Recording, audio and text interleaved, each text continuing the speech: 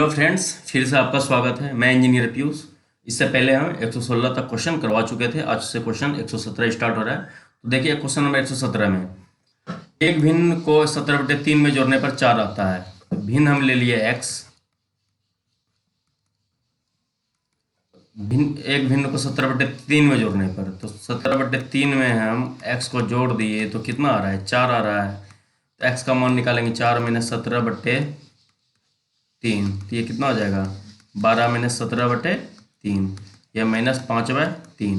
5 में 3 से डिवाइड करोगे तो ये हो जाएगा मेरा 1/2/3 आएगा।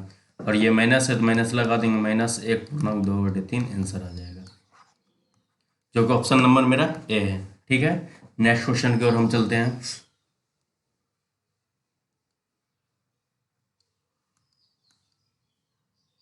नेक्स्ट क्वेश्चन देखिए, बोल रहा है एक नल एक टैंक को 25 मिनट में भर सकता है। ठीक है भाई, भर दो। एक नल ए ले लिए हम, पहला नल ए जो कि 25 मिनट में भर रहा है। ठीक है, एक अन्य नल एक उसी टैंक को 50 मिनट में खाली कर सकता है। बी जो है 50 मिनट में खाली कर रहा है। पहला नल को ए मान है, दूसरा नल को बी मान है। बी खाली कर रहा है, माइनस में ले लिए। और 25-50 का एलसीएम इसलिए लेते हैं जिससे मेरा टोटल कैपेसिटी का पता चलता है। तो 25-50 ऐसे हम कुछ भी मान सकते हैं। इसके जैसे 25-50 का एलसीएम 50 आया, तो इस जगह पर हम कुछ भी मान सकते हैं। लेकिन एलसीएम इसलिए ले लेते हैं क्योंकि वो टर्म अच्छे से कट जाए, डिजिट में ना आवे, आराम से क्वेश्चन बन जावे। ठीक है, तो यहाँ से हम 25 दूनी 50, ये 50 एक बार में, ये इफिशियंसी निकल गया मेरा। ठीक है ना। और उसका क्वेश्चन बोलता है यदि वे दोनों नल एक साथ खोल दिए जाते हैं, तो ये मेरा कैपेसिटी है। हम जानते हैं कैपेसिटी इक्वल टू होता है, कितना होता है, वर्क इक्वल टू, जैसे एफिशिएंसी इंटू टाइम होता है, इसी तरह कैपेसिटी इक्वल टू क्या होता है, एफिशिएंसी इंटू टाइम। तो यहाँ से हमको कितना समय लगेगा, टाइम पूछ रहा है ना, तो टाइम कितना हो जाएगा, कैपेसिटी कितना है मेरा 50, और एफिशिएंसी नीचे जाएगा तो एफिशिएंसी कितना है मेरा, एक का 2 है, और एक का कितना है मेरा -1, मतलब एक घटेगा मेरा। तो 50/1, तो कितना लग जाएगा मेरा, 50 मिनट लग जाएगा। Option number D. समझे बात को।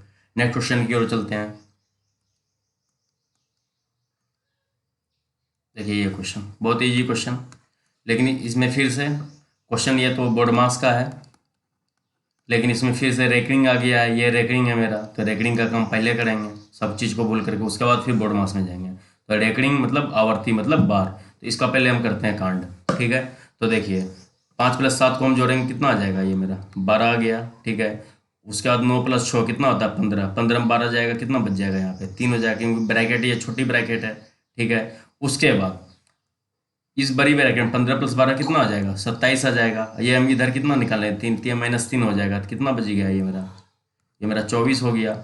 और 24 कितना से गुना है, 1/3 से गुना है, तो इसको हम डायरेक्ट यहाँ पे लिख देते हैं, 56/3 गुना 24, 3 × 8 = 24, और 56/8 हो जाएगा मेरा।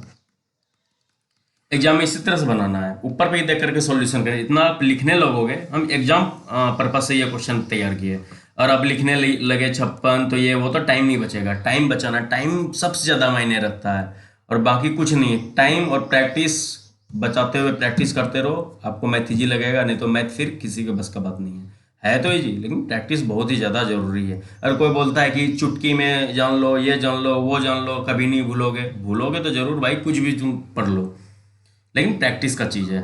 ठीक है, ये ह्यूमन नेचर है, अगर हम भूलेंगे नहीं तो बर्बाद हो जाएंगे। भूलना भी जरूरी है, लेकिन प्रैक्टिस कर, याद उसी को रखना है जिसको प्रैक्टिस करना है, बाकी को भूल जाना ही बेहतर है। ठीक है, चलिए नेक्स्ट क्वेश्चन की ओर चलते हैं हम।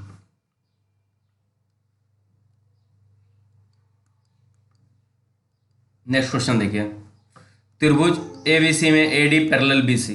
कुछ नहीं, पहले त्रिभुज में एबीसी बना लेते हैं।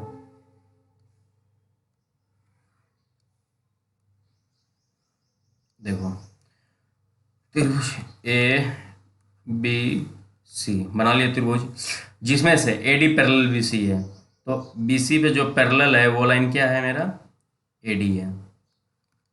ठीक है, समझे बात को। और उसके बाद फिर बोलता है कौन बी ए सी का द्विभाजक ए ओ है, कौन बी ए सी का, बी, चलो पेन चेंज कर लेते हैं। ये जो बी ए सी है,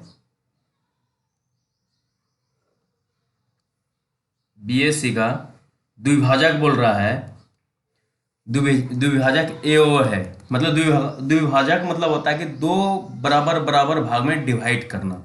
तो इसको जो हम ये डिवाइड कर रहे हैं, ये मेरा ए ओ है, ठीक ना। तो ये क्या हो गया, त्रिभुज बी ए इक्वल टू यहाँ पे हो जाएगा मेरा, क्योंकि द्विभाजक है तो त्रिभुज B A O equal to हो जाएगा यहाँ पे त्रिभुज, आप बी ओ लिए हो तो यहाँ पे त्रिभुज आप ओ ए सी ले सकते हो, ठीक है। ये मेरा क्या होगा, दोनों त्रिभुज बराबर होगा।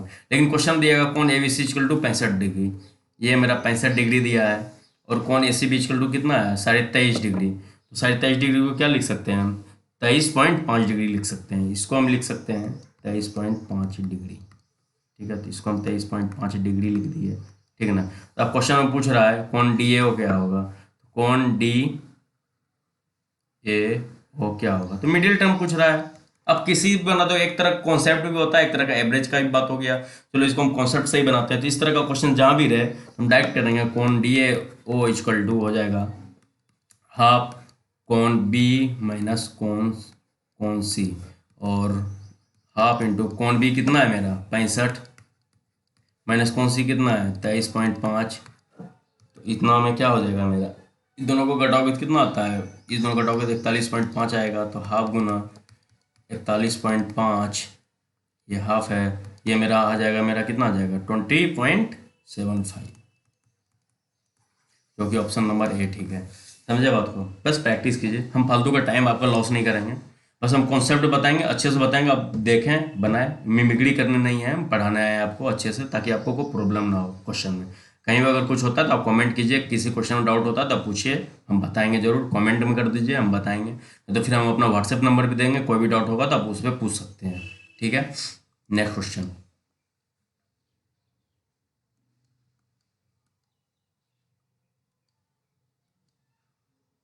चलो नेक्स्ट क्वेश्चन है मेरा। नेक्स्ट क्वेश्चन देखिए, एक कस्बे की 5% जनसंख्या किसी महामारी में मृत्यु हो जाती है, मतलब 5% किसी की मृत्यु महामारी में हो जाती है। बची जनसंख्या में से 8% घबरा कर कस्बे को छोड़कर चले जाते हैं। यदि कस्बे कुल जनसंख्या अभी 88,274 है, शुरुआत में कस्बे की कुल संख्या ज्ञात करो। तो देखिए क्वेश्चन आराम से बन जाएगा, कुछ नहीं क्वेश्चन में। इस तरह का क्वेश्चन कहीं भी दे तो जनसंख्याओं का हम मान लिए एक्स कुल जनसंख्या, उसके बाद बोलता है जनसंख्या में 95% की जनसंख्या किसी महामारी में मृत्यु हो जाती है। तो 5%, 100% में 100% अगर है किस, क्योंकि हम परसेंटेज को 100% ही मानते हैं, तो जिसमें से 5% जनसंख्या किसी महामारी में मृत्यु हो जाती है, तो बचा कितना 95%, कितना में 100% में, ठीक है। फिर बोल रहा है बची जनसंख्या में से 8% घबरा कर कस्बे को छोड़ देता है, तो 92% जो बचता है कितना में 100% में बचता है, ठीक है ना। और इसका मान कितना दिया गया है, टोटल कुल जनसंख्या भी 88,274 है, ठीक है। तो शुरुआत में कस्बे कुल जनसंख्या ज्ञात करें, बस इसको निकाल देना है, कुछ नहीं है। चलिए देखिए क्वेश्चन को, यहाँ से हम x का मान निकालेंगे 88,274 गुना, ये तो परसेंटेज तो कट ही जाएगा, तो ये मेरा कितना हो जाएगा, मेरा 100 इंटू,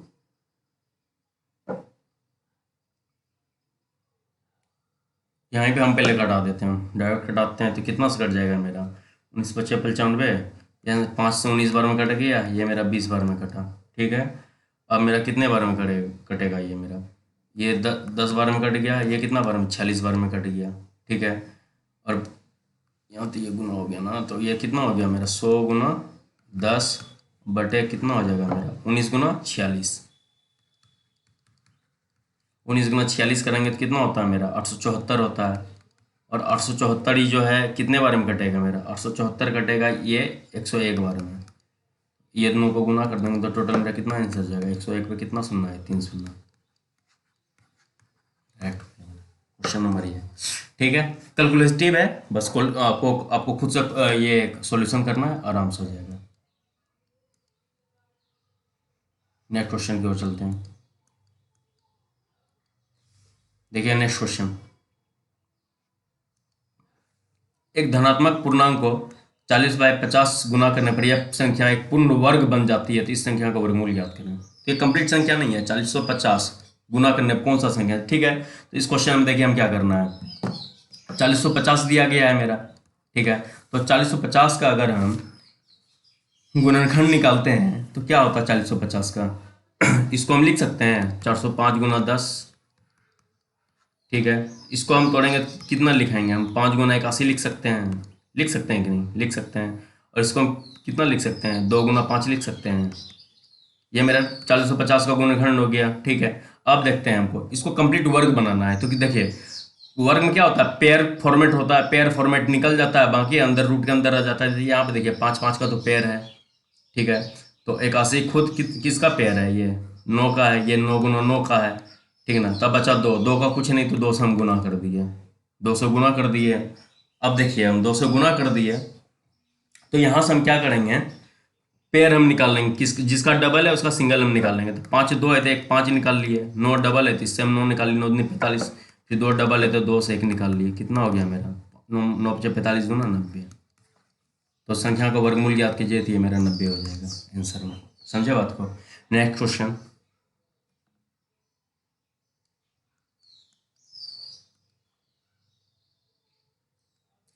चलिए। दीक्षा ने एक परीक्षा में 58% अंक प्राप्त किए, जिससे अधिकतम अंक 450 थे, तो उसे अंक कितना प्राप्त किए। 450 में 98% अंक प्राप्त किया, 98% कट गया तो ये हट करके ये 100 से डिवाइड हो जाएगा, तो कितना आएगा। तो इससे हम डायरेक्ट कटाते हैं, हम कितना से कटाते हैं हम इसको, हम 29 दूनी 58, चलो ठीक है।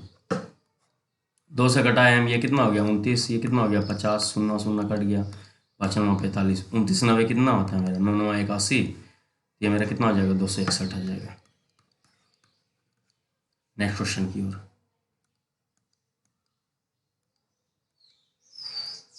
चलिए देखिए इस क्वेश्चन को, कुछ नहीं इस क्वेश्चन में ए माइनस बी क्यू में प्लस बी माइनस सी का whole Q plus c minus ए का होल क्यू बटे 3 ए माइनस बी माइनस सी माइनस ए, तो कितना हो जाएगा। तो हम इसको मान लेते हैं, ए माइनस बी को हम ए मान लेते हैं, बी माइनस सी को बी मान लेते हैं, सी माइनस ए को सी मान लेते हैं, मान लिया हम सी, ठीक है। अब देखिए हम यहाँ पे इसको हम ए माने तो इसको हम लिख सकते हैं एक क्यू, एक सेकंड। और एक कॉन्सेप्ट आपको मैं बता दूं, इस तरह का फॉर्मेट जब भी रहे, इसको हम ए बी सी मान लिया, ए प्लस सी का मान जब भी इक्वल टू 0 रहे, ठीक ना, तो इसका फॉर्मेट ये होता है, अगर इस तरह का जब भी रहे तो a cube plus b cube plus c cube equal to 3abc formula होता है। कब, जब a plus b plus c का मान 0 हो, तो a cube plus b cube plus c cube का मान इक्वल टू 3abc का होता है। इसको तो हम a माने हैं, तो इसको हम a माने हैं, तो यहाँ पे हम चलिए देख लेते हैं कि क्या कैलकुलेटिव अगर आता है कि नहीं आता है, ठीक ना। तो इसको हम a माइनस बी ले लिए हम, इसको हम प्लस बी माइनस सी कर लिए हम, ठीक ना, और प्लस सी माइनस ए, क्योंकि टोटल को ए माने हैं, तो इसको हम a minus b plus b minus c plus c minus a equal to देखते हैं 0 के बराबर, तो ए कट गया मेरा, बी कट गया मेरा, और सी कट गया, 0 इक्वल टू 0। तो कितना हो जाएगा मेरा, a cube plus b cube plus c cube कितना होगा 3abc होगा, ठीक ना। तो ठीक है, तो हम यहाँ ऊपर लिख लेते हैं, ए माइनस बी को माने कितना है, ए माने तो a cube plus b cube plus c minus a कितना माने सी क्यू बटे कितना हो जाएगा नीचे, इसको तो ए माने तो ये 3a हो गया, फिर ये मेरा b हो गया, ये मेरा c हो गया। और हम जानते हैं जब a प्लस बी का फॉर्मेट में 0 हो, तो a cube plus b cube plus c cube equal to होता है 3abc, ठीक है, 3abc। ऊपर हम 3abc अपॉन 3abc नीचे कर दिए, कट करके मेरा 1 आंसर आ जाएगा, जो कि मेरा ऑप्शन नंबर ए हो जाएगा। समझे। नेक्स्ट क्वेश्चन की ओर चलते हैं।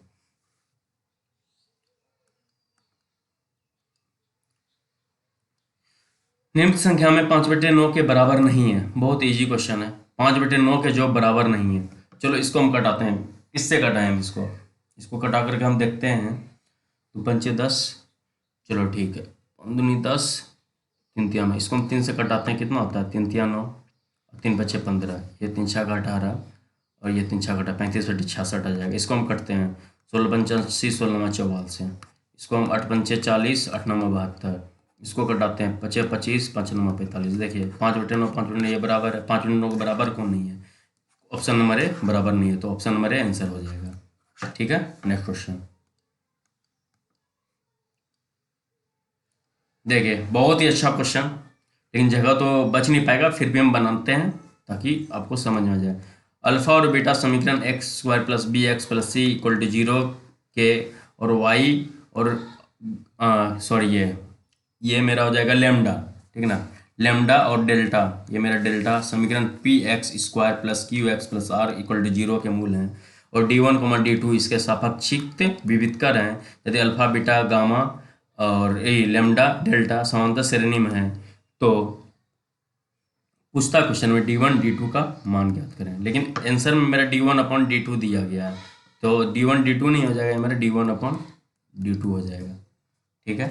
तो देखिए क्वेश्चन को, इसको बताते हैं। तो इसको हम लिख सकते हैं अल्फा और बीटा समीकरण x²b² plus c equal to zero के मूल है, ठीक है ना। तो हम चलिए ठीक है, जगह बचाने के लिए हम क्या करें, चलिए ठीक है, यहाँ पे हम लिखते हैं ax² plus bx plus c equal to zero, ठीक है। तो इसका रूट कौन सा है, मेरा दिया गया, मेरा इसका रूट मेरा अल्फा बीटा दिया गया है। तो हम जानते हैं मूलों का योग क्या होता है, अल्फा प्लस बीटा मूलों का योग क्या होता है, -b/a, तो -b/a, क्योंकि उसी फॉर्मेट है x² plus bx plus c वाले फॉर्मेट पे है, और मूलों का गुणनफल अल्फा इंटू बीटा क्या होता है, मेरा c/a होता है, ठीक है। तो c/a यहाँ पे c/a उसी फॉर्मेट हो गया मेरा, चलिए ठीक है। अब देखिए क्वेश्चन में D1 होता है, D1 इक्वल टू क्या होता है, b² - 4ac होता है, तो सेम उसी फॉर्मेट पे है, तो D1 इसको हम लिख देंगे b² - 4ac, ठीक है। चलिए अब नेक्स्ट क्वेश्चन में जाते हैं। देखिए अब सेकेंड इक्वेशन क्या है, px² qx प्लस r। तो देखिए second equation px² plus qx plus r equal to zero, इसका रूट मेरा क्या दिया गया, मेरा रूट मेरा लेमडा है, मेरा रूट इसका मेरा लेमडा है, और क्या है मेरा डेल्टा है, इसका रूट मेरा क्या है, मेरा इसको लेमडा या वाई जो पढ़ देना है, हो जाता है हल्का मिस्टेक, इसको लेमडा प्लस डेल्टा हम निकालते हैं यहाँ पे -b/a, तो माइनस के जगह बी के जगह पे यहाँ पे कौन सा है, ये फॉर्मेट तो मेरा px² plus qx plus r के फॉर्मेट पे, यहाँ पे -b का मान क्या हो जाएगा, मेरा -q हो जाएगा, और a का मान कितना हो जाएगा, मेरा p आ जाएगा, कॉमा यहाँ पे हो जाएगा मेरा लेमडा इंटू डेल्टा हो जाएगा मेरा c/c के मान जगह क्या है, मेरा r है, और उसके जगह पे क्या है, मेरा a के जगह पे p है, r/p लिख दीजिए। D2 इक्वल टू होता है मेरा b² - 4ac, b² की जगह पे मेरा क्या है, यहाँ पे मेरा q है, तो यहाँ पे हम लिख देंगे यहाँ पे q² - 4pr, चलो लिख दिए हम क्वेश्चन में, ठीक है। अब देखिए कमाल, ठीक है, बहुत ही अच्छे से बता देंगे, इस क्वेश्चन को बनाना है, छोड़ना नहीं, बस मुझे जगह नहीं बच रहा है, इसलिए हम धीरे धीरे करें, लेकिन क्वेश्चन इस फॉर्मेट में बहुत सारे क्वेश्चन आते हैं जो कि आपको बनाना पड़ेगा, छोड़ के नहीं जाना है क्वेश्चन, क्योंकि किस फॉर्मेट में कौन सा क्वेश्चन आ जाए, कोई इजी आ जाता है, कोई हार्ड आ जाता है, इसलिए क्वेश्चन को नहीं छोड़ना है, इसको हम इतने अच्छे से बताएंगे कि आप इस क्वेश्चन को कभी छोड़िएगा ही नहीं, ठीक है। अब देखिए हम निकालते हैं, D1 इक्वल टू कितना है, मेरा b² - 4ac, ठीक है, हम लिख लेते हैं D1 equal to b² - 4ac, इसको हम लिख सकते हैं a² से हम ऊपर नीचे गुना कर देते हैं, हम a² से ऊपर नीचे गुना कर देते हैं, तो b² - 4ac लिख दिए हम, तो यहाँ पे क्या हो जाएगा, मेरा a² into b² - 4ac upon a² हो जाएगा, समझे बात को। उसके बाद हम लिख सकते हैं a² b² upon a², b/a का होल स्क्वायर, और माइनस 4ac, तो a कट जाएगा, 4c/a लिख सकते हैं हम, यहाँ पे लिख सकते हैं कि नहीं, -4c/a ब्रैकेट क्लोज, ठीक है, ठीक है, ब्रैकेट क्लोज हो गया मेरा, ठीक है। अब देखो क्वेश्चन में a²/b/a का होल स्क्वायर -4c/a, तो हम जानते हैं b/a का मान कितना निकाले हैं हम, यहाँ पे b/a का मान कितना निकाले हैं, अल्फा प्लस बीटा, तो आप बोलिएगा कि -b/a, तो स्क्वायर में हम जानते हैं, यहाँ पर हम लिख देते हैं, ऊपर देख लीजिए आप, b/a इक्वल टू -b/a, इसको भी होल स्क्वायर में लेंगे, इसको भी होल स्क्वायर में लेंगे, -b/a, दोनों बराबर होगा, यहाँ आप चलिए देखिए, दिखा नहीं होगा आपको, b/a इक्वल टू -b/a, इसको अगर होल स्क्वायर करते हैं, ये तो मेरा बराबर होता है, तो यहाँ पे b/a के जगह पे हम आराम से हम लिख सकते हैं अल्फा प्लस बीटा का होल स्क्वायर, ठीक है, तो लिख देते हैं यहाँ पे, चलिए यहाँ से हम आगे यहाँ पे लिखते हैं, जगह बच जाएगा, मेरा बचाना तो पड़ेगा ही, चलो ठीक है, b/a की जगह पे हम क्या लिखते हैं, अल्फा प्लस बीटा का होल स्क्वायर, इसको पहले मिटाने दो यार, इस क्वेश्चन में तो जगह नहीं बचने के अभाव में। अब ए स्क्वायर इंटू क्या हो जाएगा मेरा बीटा बटे बी बटे ए की जगह आप कितना लिखते हैं अल्फा प्लस बीटा का होल स्क्वायर माइनस, ठीक है, माइनस यहाँ पे हो जाएगा मेरा 4c/a, ठीक है। तो c/a की जगह पे कितना निकाले हम इसमें अल्फा इंटू बीटा, तो -4 अल्फा बीटा हो जाएगा। ब्रैकेट क्लोज, ये क्लोज हो गया मेरा। इसको हम लिख सकते हैं आराम से अल्फा प्लस बीटा का होल स्क्वायर -4 अल्फा बीटा, लिख सकते हैं alpha square plus beta square, ठीक है, +2 अल्फा बीटा। तो और +2 अल्फा बीटा -2 अल्फा बीटा, इसको हम डायरेक्ट लिख रहे हैं, यहाँ पे जगह नहीं है इसलिए हम डायरेक्ट लिख रहे हैं। इसको हम लिख देंगे a square into alpha plus beta, यहाँ पे मैंने अल्फा माइनस बीटा का होल स्क्वायर हम डायरेक्ट लिख सकते हैं, ठीक है। अब इसको सॉल्यूशन कर लेना, तोड़ करके देख लेना, यही आएगा, ठीक है। इसी तरह देखिए अब इक्वेशन नंबर D2 में D2 हम ले लिए, D2 मेरा क्या है बी स्क्वायर माइनस D2 हम कितना निकाले हैं Q square minus 4pr, Q square minus 4pr। चलो ठीक है, यहाँ पे भी हम गुना कर देते हैं पी स्क्वायर से, क्योंकि ये 4pr है, ठीक, पी स्क्वायर से गुना कर दिए हम ऊपर नीचे। हम यहाँ पे भी लिख सकते हैं P square minus Q square minus 4pr, ठीक है। तो यहाँ पे हम लिख सकते हैं पी स्क्वायर माइनस क्यू बटे P, Q square minus 4pr बटे क्यू स्क्वायर, और इसको हम लिख सकते हैं यहाँ पे डायरेक्ट, मतलब ब्रैकेट में है यार, जगह कितना छोटा पड़ गया ये। चलो ठीक है, तब पर भी देख लो, बहुत ही अच्छे से हम बता रहे हैं, आपको समझ में आ जाएगा। इसको हम डायरेक्ट लिख सकते हैं, यहाँ पे हम क्या पी स्क्वायर में लेंगे यार, पी स्क्वायर से डिवाइड किया है ना, तो ये हम डायरेक्ट लिख देंगे यहाँ पे पी स्क्वायर, यहाँ पे हम डायरेक्ट लिखते हैं। चलो ठीक है, देखो इसको हम लिख सकते हैं ना q/p का होल स्क्वायर -4r/p डायरेक्ट, ठीक है, अपॉन ये कट दिए, ठीक है। हम यहाँ पे लिख सकते हैं q/p का मान हम निकाल रहे हैं, कितना निकाल रहे हैं यहाँ पे, ठीक है, लेमडा प्लस डेल्टा, तो हम लिख देते हैं यहाँ पे, हम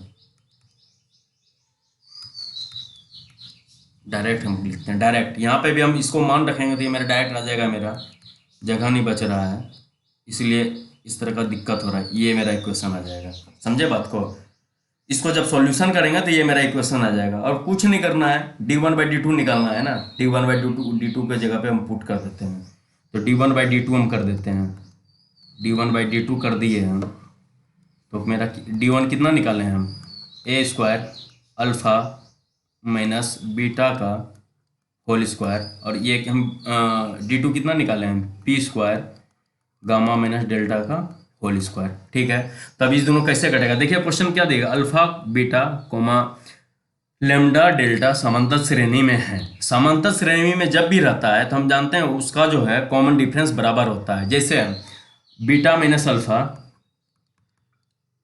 इक्वल टू हो जाएगा lambda minus lambda delta minus lambda, ठीक है, डेल्टा माइनस लेमडा हो जाएगा। कब, जब समांतर श्रेणी में रहेगा, ये दोनों बराबर हो जाएगा मेरा, ठीक है, क्योंकि मेरा समांतर श्रेणी में कॉमन डिफरेंस दोनों का बराबर होता है। तो सेम इक्वेशन अगर हम यहाँ पे इसको हम माइनस कॉमन ले लेते हैं तो इसको हम अल्फा माइनस बीटा लिख सकते हैं, और इसको हम लिख सकते हैं ना लेमडा माइनस डेल्टा लिख सकते हैं,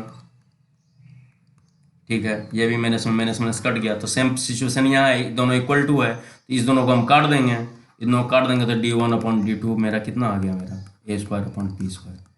जगह का अभाव में थोड़ा लेट हो गया बताने में, नहीं तो क्वेश्चन आप समझ गए, कुछ नहीं क्वेश्चन में, इस कॉन्सेप्ट को आप अच्छे से करना, कोई प्रॉब्लम होगा बहुत बताना। इसको आप सॉल्व कर लेना, देखना ये आएगा, इसको भी सॉल्व कर लेना, आप ये लेना, आप खुद से प्रैक्टिस करना, ठीक है। कॉन्सेप्ट सब चीज़ हम क्लियर बता दिए हैं, कहीं कोई प्रॉब्लम नहीं है, बस जगह नहीं बचा डिस्प्ले पे, जिसके कारण मुझे सोच के लिखना पड़ रहा था कि कहाँ लिखूँ, मैं नहीं लिखूँ। नेक्स्ट क्वेश्चन की ओर चलते हैं, उस क्वेश्चन में प्रैक्टिस जरूर करना, उस पर बहुत सारे क्वेश्चन आएंगे। चलो नेक्स्ट क्वेश्चन, ABC एक कार्य को 81 दिनों में पूरा करते हैं। ले भाई काम कर ले, 81 दिन में। ए और बी उसी कार्य को एक साथ 97.2 दिन में करते हैं। ए और बी 97.2 दिन में कार्य कर रहे हैं, ठीक है। और सी उसी उसी कार्य को बी और सी 165 दिन में। तीनों का एलसीएम लेंगे, तीनों का एलसीएम कितना हो जाएगा मेरा 972 आएगा, क्योंकि अगर नीचे पॉइंट देंगे तो एलसीएम अपॉन एचसीएफ निकालेंगे तो मेरा कितना हो जाएगा 972/1, क्योंकि 1 और 10 का एचसीएफ कितना होता है 1 होता है, ठीक है। तो इसको हम डायरेक्ट कर रहे हैं, इसका एलसीएम 972 आएगा। तो इसका हम एफिशिएंसी निकाल देते हैं, एफिशिएंसी निकालते हैं तो 81 9 कितना होता है, 81 गुना 12 करेंगे तो ये 972 आएगा, 972 एक बार में कटेगा। और ये मेरा 162 कितने बार में कटेगा 6 बार में कटेगा। तो बोलता है बी अकेला उस कार्य को कितने दिन में पूरा कर सकता था, ठीक है। तो ए प्लस बी प्लस सी का मान कितना है, एफिशिएंसी मेरा 12 है, 12 है। और इसमें से हम ए प्लस बी का बी प्लस सी का एफिशिएंसी कितना है मेरा, बी प्लस सी का हम निकाले हैं 6 है, ठीक है। तो हम ए प्लस बी का ही निकाल लेते हैं ना, क्योंकि बी का पूछा है ना, बी अकेला कितने दिन में करेगा, ठीक है। ए प्लस बी का कितना मेरा दिया गया, मेरा 97.2, ये मेरा 10 बार में कटेगा, सॉरी फ्रेंड 97.2 है, ठीक है। ए प्लस बी का एफिशिएंसी मेरा कितना है 10 है, तो सी का एफिशिएंसी 12 - 10 कितना हो गया मेरा 2 हो गया। और बी प्लस सी का एफिशिएंसी कितना निकाले हैं, बी प्लस सी का एफिशिएंसी 2 है, और सी का कितना निकाले हैं हम यहाँ पे 2 निकाले हैं, 2 रख दिए, तो ये मेरा बी कितना हो जाएगा 6 - 2 कितना हो गया 4। बी का एफिशिएंसी 4 निकाल लिए, टोटल कैपेसिटी इतना है, तो हम आराम से इसका निकाल लेंगे, टाइम निकाल लेंगे, इसका टाइम निकाल लेंगे तो टोटल वर्क कितना आया मेरा, कैपेसिटी 972 अपन इसका एफिशिएंसी कितना है बी का 4, इसे हम डिवाइड करते हैं तो ये मेरा 243 डेज आएगा। समझे बात को, नेक्स्ट क्वेश्चन की ओर चलते हैं। बहुत ही अच्छा क्वेश्चन, अच्छा ही है लेकिन ज़्यादा अच्छा भी नहीं है, इजी है। 9 और 12 के लिए तीसरा अनुपातिक क्या होगा, कुछ नहीं करना है 9 और 12 के लिए, तो 9/12 तीसरा अनुपातिक पूछता है, तो 9 12 तीसरा अनुपातिक क्या है मेरा x मान लिए, तो 9/12/12/x कितना हो जाएगा 9x = 12 × 12 3 3 9 3 चौकी 12 3 चौकी 12 x का मान 16 आ गया। समझे, नेक्स्ट क्वेश्चन।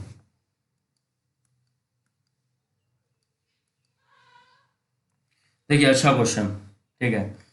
बोल रहा है राधीन और ब्रेटिन मिलकर एक कार्य को 12 दिनों में कर सकते हैं, ठीक है। तो हम कहाँ पे लिखें दोस्त, चलो यहाँ पे लिखते हैं।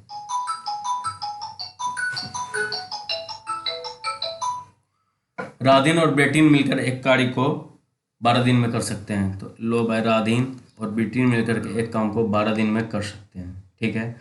उसके बाद देखिए क्वेश्चन में, उसके बाद क्वेश्चन में बोल रहा है वे मिलकर काम करना प्रारंभ करते हैं, लेकिन काम समाप्त होने से 5 दिन पहले राधीन को काम छोड़ना पड़ता है, जिसके परिणाम स्वरूप कार्य को समाप्त करने में 15 दिन का समय लगा। यदि ब्रिटेन अकेला कार्य करता तो इस कार्य को समाप्त करने में कितने दिन लगेंगे, ठीक है।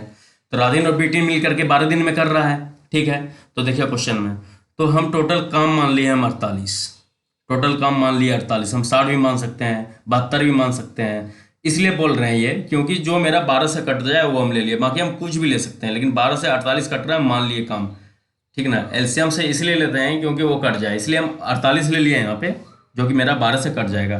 तो ये मेरा कितने दिन में हो जाएगा, एक दिन में कितना काम करेगा मेरा, ये टोटल काम हम 48 लिए हैं, और ये क्या बोलते हैं राधीन और बेटी मिलकर 12 दिनों में करते हैं, तो एक दिन में कितना काम करेगा दोनों मिलकर 4 काम करेगा, ठीक है। और क्वेश्चन में मेरा दिया गया है दोनों मिल करके जब इस तरह का सिचुएशन होता है, काम समाप्त होने से 5 दिन पहले राधीन काम को छोड़ना पड़ जाता है, जिसके परिणाम स्वरूप कार्य को समाप्त करने में 15 दिन लगते हैं। तो देखें यहाँ पे दिन लगते हैं मेरे 15 दिन लगते हैं, ठीक है।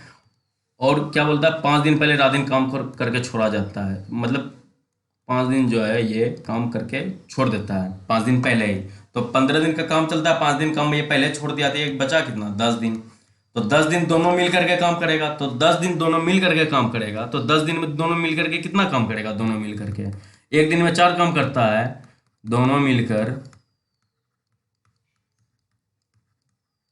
10 दिन में कितना काम करेगा? 4 गुना 10 कितना?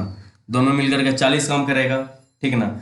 और मेरा काम टोटल कितना निकाले हैं हम? 48। कितना काम बचा हो गया? 8 काम बचा हुआ है। और 8 काम बचा हुआ और 5 दिन में ये कंप्लीट करता है। बचा हुआ काम तो भाई कंप्लीट हुआ है ना, क्योंकि टोटल 15 दिन लगे हैं। तो देखिए यहाँ पे 8 काम बचा हुआ 5 दिन में होता है, ठीक है ना।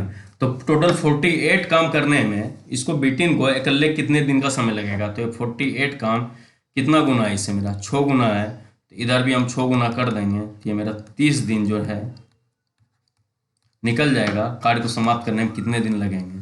बीटिन अकेला कार्य करता है तो निकाल लिए हम आराम से। क्योंकि देखिए यहाँ पे छोड़ करके काम कौन जा रहा है, लेकिन काम समाप्त होने से 5 दिन पहले रादिन काम करके छोड़ करके चला दिया। ये जो है रादिन 5 दिन पहले रादिन चला गया, ठीक है ना। तो ब्रिटेन ने काम किया टोटल। तो ब्रिटेन कितना दिन में? 48 काम है टोटल। तो 48 काम, 8 काम 5 दिन में होता है। तो 48 काम कितना गुना है? 8 से 6 गुना है। तो उसको हम दिन में गुना कर दिया, 30 दिन में ये मेरा कंप्लीट हो गया। नेक्स्ट क्वेश्चन की ओर चलते हैं हम।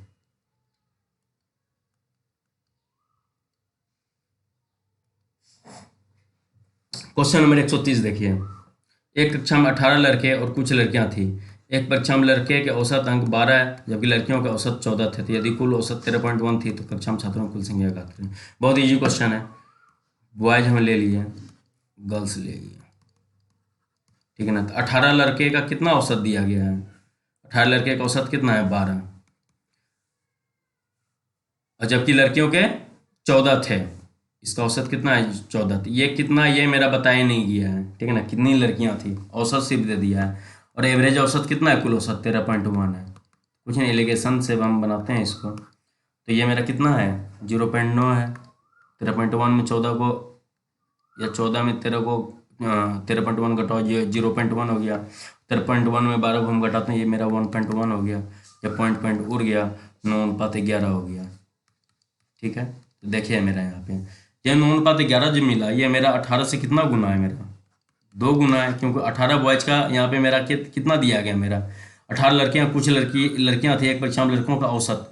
तो 18 का औसत 12 दिया है, तो मेरा ये 9 से कितना गुना है? ये 2 गुना है। तो ये मेरा 11 से मेरा ये 2 गुना करेंगे तो ये मेरा 22 आ जाएगा। ये 22 का औसत मेरा 14 दिया गया, 22 लड़की का। पूछता है छात्रों की कुल संख्या कितनी थी? ये 18 लड़का या 22 लड़की? तो 18 + 22, 22 8 30 10 40। तो छात्रों की कुल संख्या 40 थी। Next question.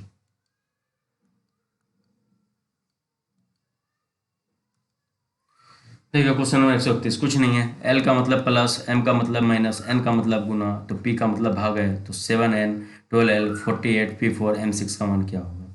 कुछ नहीं करना है, इसको हम देखिए बनाते हैं। एन का मान कितना दिया गया? गुना। तो इसको हम डायरेक्ट लिखते हैं 7 × 12। एल का मान कितना दिया गया? मेरा जोड़ है, जोड़ 12। और ये मेरा कितना है? इसका मेरा एल है। ये मेरा फिर कितना है? मेरा एल के बाद 7 × 12, सॉरी 7 × 12 जोड़, ये मेरा कितना है? मेरा 48। और ये मेरा कितना है? पी की जगह कितना है? मेरा भाग 4 घटाओ 6, इसको हम निकाल देना है। 7 × 12 जोड़ 12 - 6, ये 12 में कटेगा, कितना हो जाएगा मेरा? बरसते ये 7 × 12 है ना, और 7 × 12 जो 12 - 6, तो बरसते कितना हो गया? 84। और 12 - 6 कितना होता है? और 12 - 6 कितना हो जाएगा मेरा? 6। 84 + 6 कितना हो जाएगा मेरा? 90। Next question. Question number 132। देखिए क्वेश्चन में क्या बोल रहा है। सिंधु 20 किलोमीटर पर आवर की दूरी, तो हम जानते हैं डिस्टेंस इक्वल टू क्या होता है? Speed into time. और स्पीड इक्वल टू क्या होता है? Distance upon time. डिस्टेंस मेरा कितना दिया गया है? 20.2/3 किलोमीटर। और टाइम कितना दिया गया? 7.3/4, ठीक है ना। टाइम ये दिया गया मेरा, तो इसको डायरेक्ट हम बनाते हैं 65/3/31/4। इसको हम हल करते हैं 62/3 गुना 4/31। 31 दूनी कितना हो गया? 62। 8/3, इसको हम हल करेंगे कितना आ जाएगा? 2.2/3 किलोमीटर। Option number D. देखिए फ्रेंड्स, आज जो भी क्वेश्चन करवाए हैं अच्छे अच्छे क्वेश्चन थे और इजी वे में हम बताएं क्वेश्चन को, ठीक ना। थोड़ा सा हो सकता है टाइम ज़्यादा लगा हो, क्योंकि एक दो क्वेश्चन में जगह नहीं रहने के कारण, समझाने के कारण टाइम ज़्यादा लग गया। नेक्स्ट क्वेश्चन फिर लेकर के आ रहे हैं। अगर कहीं कुछ प्रॉब्लम हो तो आप कॉमेंट सेक्शन में जरूर बताएं कि इस क्वेश्चन में कहाँ प्रॉब्लम होगी। Thank you so much. Next question हम लेकर के आ रहे हैं।